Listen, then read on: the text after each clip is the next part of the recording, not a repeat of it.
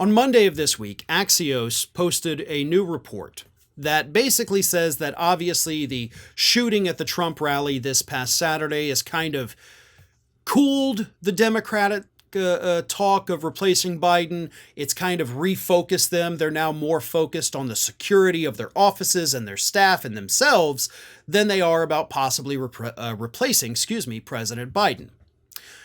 Buried literally at the end of this report, the only part of the report that actually means anything at all, it's literally the last sentence of this 3-page report. Let me read you this. A second senior House Democrat offered one reason for why it might. Quote, "We've all resigned ourselves to a second Trump presidency." Now, the context for that is they reported most lawmakers who spoke to Axios said it is too early to say whether the secession intentions will last until the Democratic National Convention next month. Okay, so hey, the tensions with President Biden have died down. What do you think about this anonymous senior House Democrat? We've all resigned ourselves to a second Trump presidency. They've given up. Our Democratic officials in Washington, D.C. have given up, and they are ready to concede the 2024 election to Donald Trump, folks.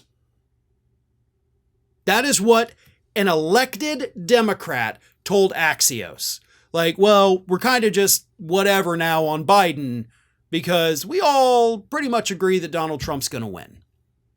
And it is important to note, of course, that this statement was made after the shooting. And historically, when a political candidate or a politician gets shot, their approval rating does see an immediate bounce, the sympathy bounce, if you want to call it that. They also get bounces from their respective conventions. So Trump's got 2 bounces coming. Add in a third with the Judge Cannon decision this week. So yeah, Trump's poll numbers are going to go pretty high at the end of this week, okay? That is a given.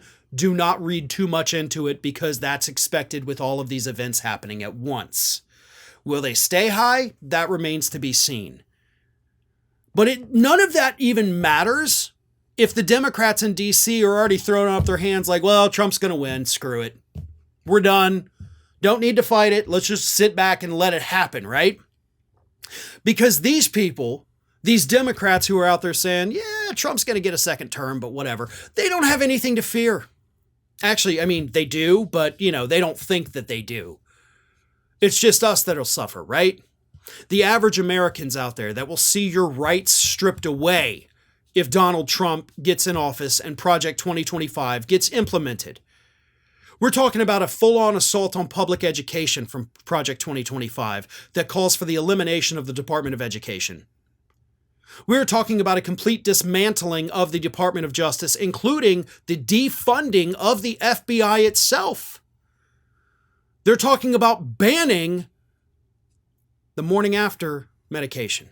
They're talking about banning birth control that people can receive by mail. And if you think by mail is the only part of that they're going to attack, think again. They'll go after all of birth control. We are going to see the systemic stripping of our rights.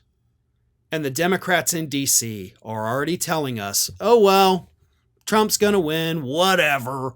I'll keep running my elections. I'll keep winning. I'll keep my job. Everything will be fine for me. Maybe I'll get more media appearances showing that I'm part of the resistance. They've given up. And that is the most pathetic, horrible thing that I have heard. Now, I said, following the events on Saturday, that this may be the moment where Trump wins the election. Does that mean I want it to happen? Absolutely not. It just means we got to fight a little harder. But the Democrats, they've given up. I am not giving up. I have not given up. I will not give up. But they have. So what does that tell you about our party leaders, about our elected officials?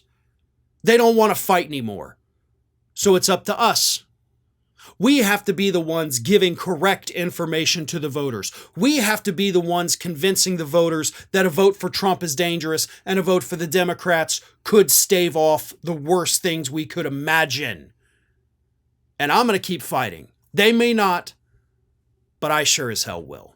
Well, folks, we have crossed that 1 million subscriber milestone, but rest assured, we are just getting started here at Ring of Fire. So if you're not already, please do subscribe to the channel and make sure to like, share, and comment on the videos.